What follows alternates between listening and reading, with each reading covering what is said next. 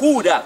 Amém. Há uma promessa. Isaías diz: ele foi pisado, pelas suas pisaduras nós fomos sarados. Isaías diz assim: o castigo que nos traz a paz estava sobre ele. Quando ele sofria, apanhava, naquele momento havia uma unção liberada de cura, querido.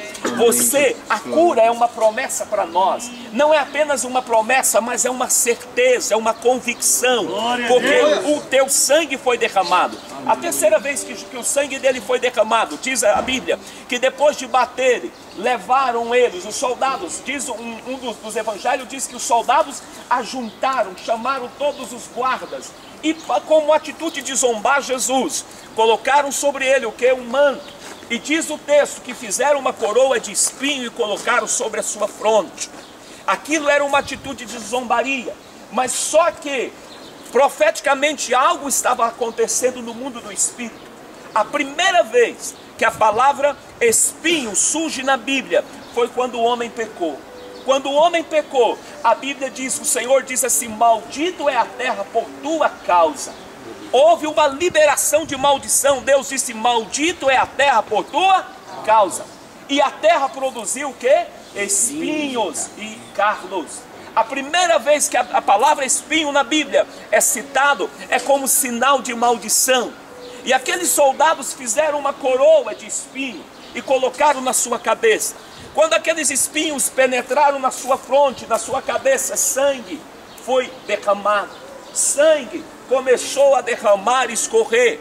Ele estava dizendo: a maldição que foi liberada, eu estou arrancando e colocando sobre mim. Por isso que a Bíblia diz que maldito todo aquele que morre em uma cruz. Por isso que a Bíblia, o apóstolo Paulo diz assim: ele se fez pobre, se fez maldito, para que através da sua pobreza, da sua maldição, nós tivéssemos a vida. Amém.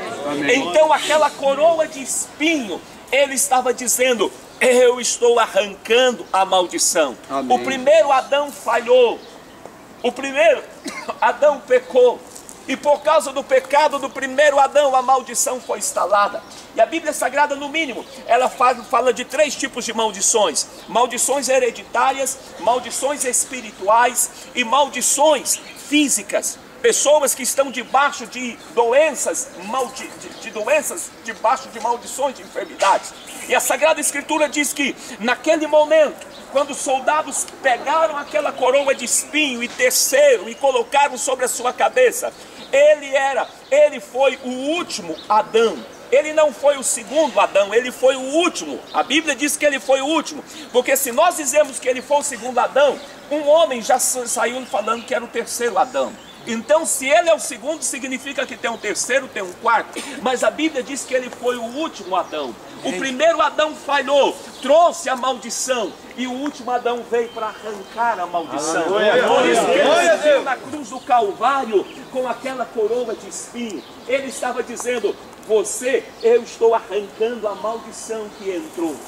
Deus, por causa do pecado, o homem trouxe uma maldição. Não foi Deus que liberou maldição. Foi a atitude de desobediência. Trouxe uma sentença de maldição. E ele arranca aquela maldição. E a 4ª vez que o nosso Senhor derrama o seu sangue foi ali naquele monte.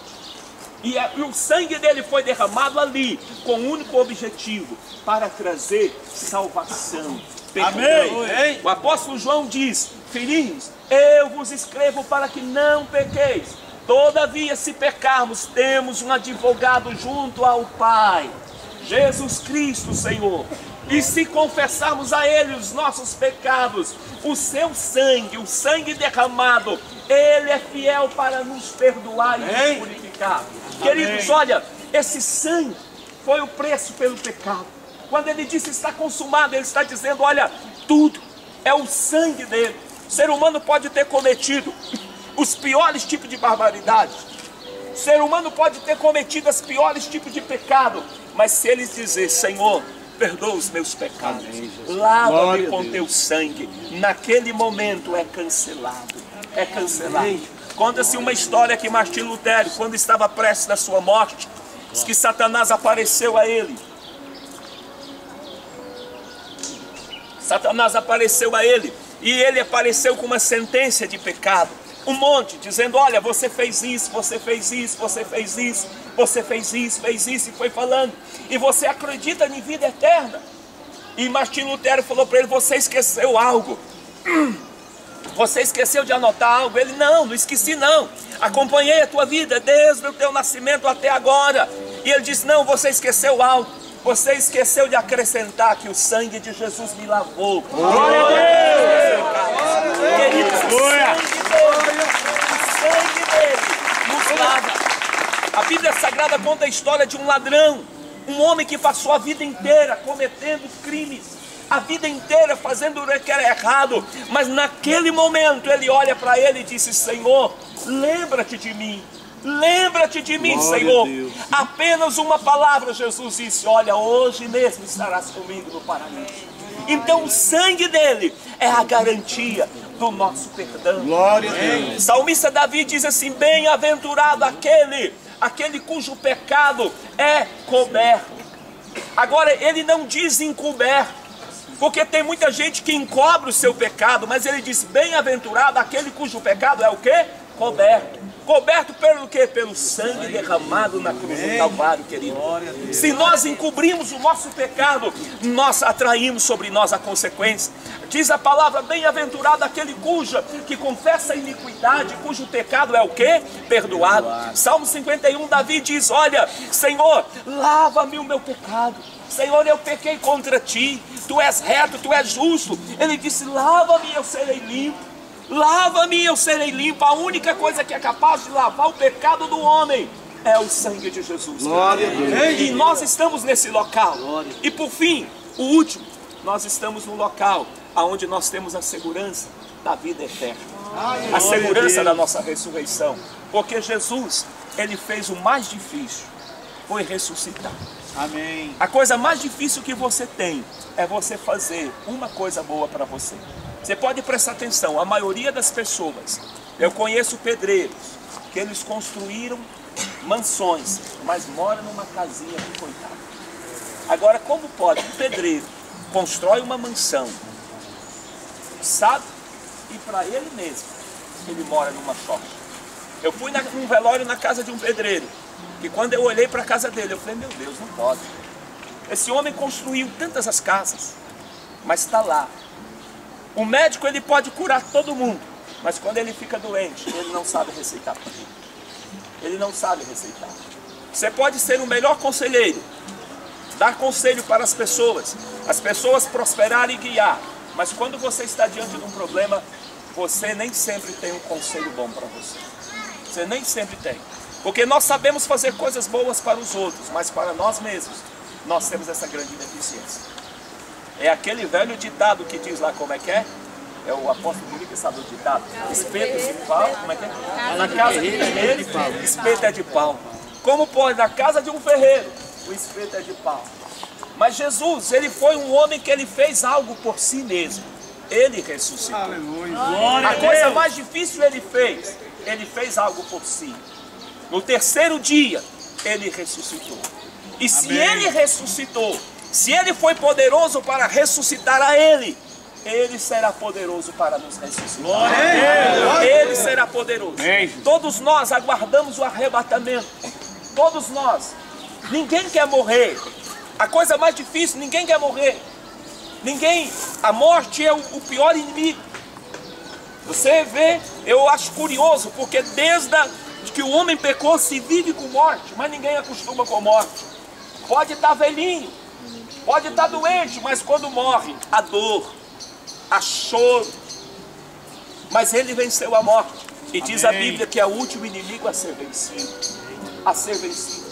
Há um tempo nós perdemos uma pessoa que marcou muito no início desse ano.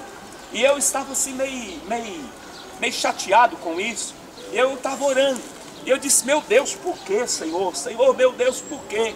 E Deus me deu uma visão no momento de oração. Eu vi o acidente. Vi o acidente. E naquele acidente, eu vi aquela pessoa. Foi um momento assim, no momento do acidente, logo depois do momento, eu vi aquela pessoa com vestiduras novas, com roupas novas. E vi aquela pessoa em um lugar muito bonito, em um jardim. E quando eu parei, eu disse, meu Deus, a morte para nós é como trocar de roupa. A gente tira essa roupa suja, essa roupa que é sujeita a tanta coisa, e vestimos uma roupa eterna. O apóstolo Paulo diz assim, apóstolo Paulo diz, para mim estar com Cristo é incomparavelmente o quê? Melhor. Meus amados, um dos erros do cristianismo nosso é que nós estamos treinando as pessoas para viver neste mundo. E nós esquecemos que a eternidade nos aguarda, querido. A eternidade nos aguarda. Se nós conhecermos a palavra de Deus, nós vamos entender que para nós, o que é vida eterna, querido? A vida eterna significa para nós vivemos aqui combatendo para não perder a nossa vida eterna. Enquanto estamos aqui, nós lutamos para não perder a nossa vida eterna. Mas a eternidade você não vai sofrer. A eternidade você estará junto com Ele. A eternidade, querido, nós estaremos sempre ao lado dele, nunca mais pecaremos, nunca mais morreremos. E Paulo diz, o apóstolo Paulo diz que é a coroa. Ele diz, eu combati o bom combate, guardei a minha fé e já estou pronto para receber a minha recompensa. Então este lugar nos dá a visão que existe uma recompensa para nós. E essa recompensa está na eternidade. Na eternidade. Nós vamos voltar. Vou terminar contando um testemunho que eu estava lendo um livro. Estava lendo um livro de uma mulher chamada Catra Kuma, a biografia dela. E ela disse o seguinte, o autor, falando sobre a biografia dela, disse que quando ela adoeceu, vieram um grupo de pastores orar por ela, dizendo, nós precisamos, não parta, nós precisamos, Deus restitui a saúde dela.